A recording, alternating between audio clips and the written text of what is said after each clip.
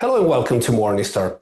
With a gain of over 30% in 2025, emerging market stocks are back in the spotlight for investors, driven by dollar weakness, positive earnings, and a general renewed appetite for risk.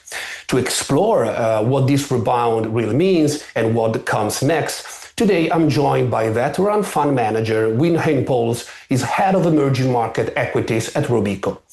First of all, was this recovery broad-based or concentrated in a few countries and markets?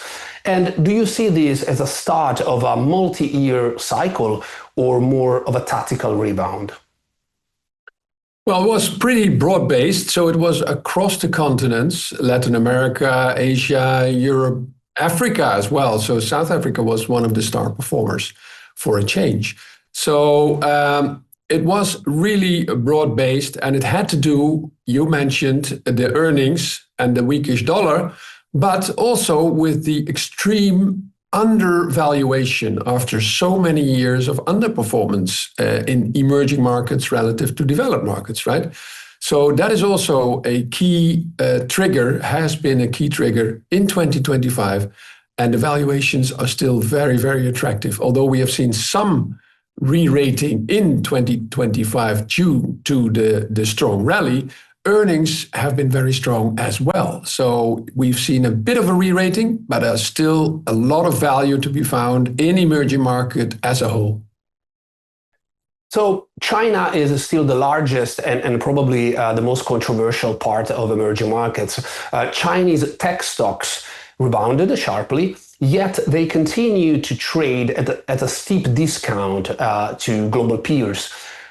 What risk do you think the market is pricing in? Well, there is value in Chinese tech names still, indeed, attractively valued, particularly relative to its Western peers. And there is a lot of cloud business and growth in the cloud business, as you can imagine, with this huge population and an even larger amount of data among these tech giants in China.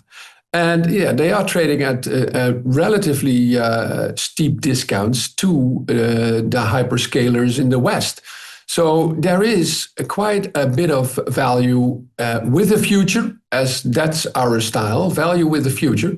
We see a lot of future earnings in those tech names in China. So we have overweight positions in some of these tech giants in China as well.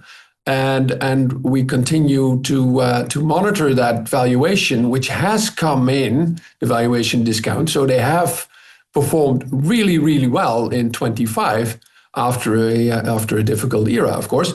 But so they have re-rated substantially. So they traded at single digits earnings at one stage in 2025, early 2025. They're now trading at high teens. So they've sort of doubled in share price and also doubled in valuation almost. So still value, but not a lot. Not as much value as this time last year. Right. And speaking of China, as a fund manager, how has your portfolio allocation to China changed over the last 2-3 years? And what role will the Chinese market play in your strategies in 2026? Yeah, that's a very topical question. Since we have been long underweight allocators in China for since 24 we were large, we were hugely underweight China, which worked well the majority of 2024 until we saw that massive stimulus package coming in September 2024, and then the market took off. So that was a bit of a tough quarter for us. But 25 was the China market was in line with the MSCI EM average. We still slightly underweight China, although we have been buyers in selective names in China, technology names, as mentioned before. So we have lowered our underweight, as you can say. So we have been buyers in China. Looking at 26, yeah, we are pretty comfortable with our slight underweight in China, since we see headwinds as well.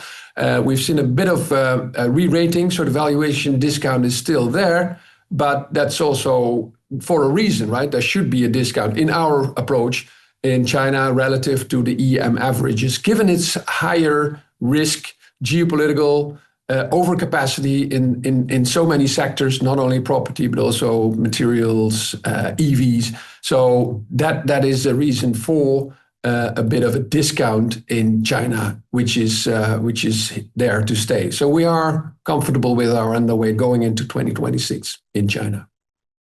Very interesting. Well, if China is the biggest question mark, India has arguably become the consensus positive story in emerging markets. What is your take on Indian stocks today? Do you see more risks or opportunities at this stage?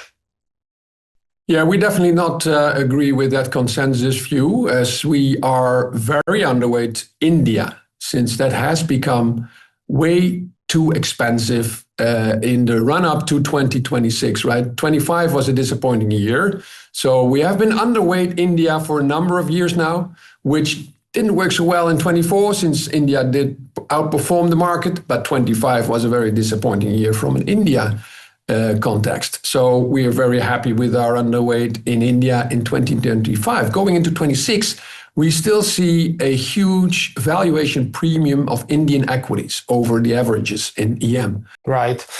Beyond the two giants we mentioned, China and India, are there any emerging markets that you are particularly positive about for 2026?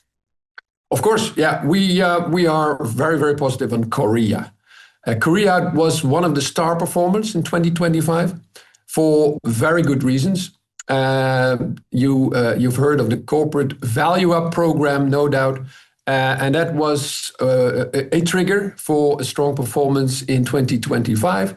But we are not there yet. We still have a Korea discount for no reasons. So Korea is cheaper than the averages in EM, with very strong fundamentals. So we still see from the current levels after the steep rally in 25 more upside in Indian IT names, for instance, or consumer discretionary names, still very, very attractively valued, single-digit PEs in a lot of cases.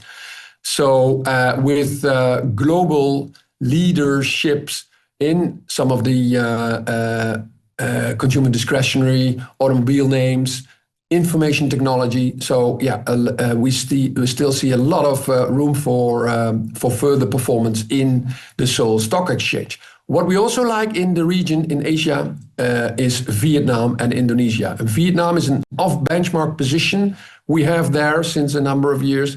25 was very well for Vietnam equities as well. So that worked out well for our clients. And Indonesia did disappoint in 25. That is really has been a disappointing performer. But the outlook for 26, as far as Indonesian equities goes, is much better than this time last year. Geopolitics has become impossible to ignore for EM investors, and what happened recently in Venezuela is a strong reminder of that. Do you think geopolitics now matter more for EM returns than traditional macro factors such as rates and growth? And how do you incorporate geopolitics tensions in your portfolio construction? Yeah, geopolitics continue to be very, very important in EM as well. And that's not more than in other eras, I would say. It's always been a key risk and top of our mind in our valuation models, for instance, where we do incorporate geopolitical risk on a country level. So we are top-down investors. So we start with country allocation before we dig into the sectors and the stocks, so bottom up. But on a country level, we do look carefully and very thoroughly at the geopolitical situation in some countries. So we apply an extra risk premium on countries that have higher than average geopolitical risk. And you can imagine that countries such as Russia in the past, but also we talked about China that has higher risk on a geopolitical scale that average. So we incorporate that in our valuation parameters, both bottom up and top down. So that's also a reason for our relative cautious position within China. Right. Finally, what are the biggest risks EM investors are facing today, in your view? Well, it is partly geopolitical related, but exploding energy prices, for instance, they are very, very attractively priced now, right? Oil, gas, LNG, all the Asian countries, China, India, we talked about, are massive importers of energy. And you can imagine that if energy prices double, which is a risk, and which could be partly demand supply and thus geopolitical, driven by geopolitics. That could be a major disruption in those economies, right? If they have to import, as they have to import all that energy. Also, Korea, Taiwan, Asia in general is a huge energy importing continent, right? So the flip side is that Latin America continues to perform well on higher energy prices, but that is a main risk, I would say, for investments in general, but also for EM in particular. Perfect. Thank you so much for your time today. For Morningstar, I'm Valerio Baselli. Thanks for watching.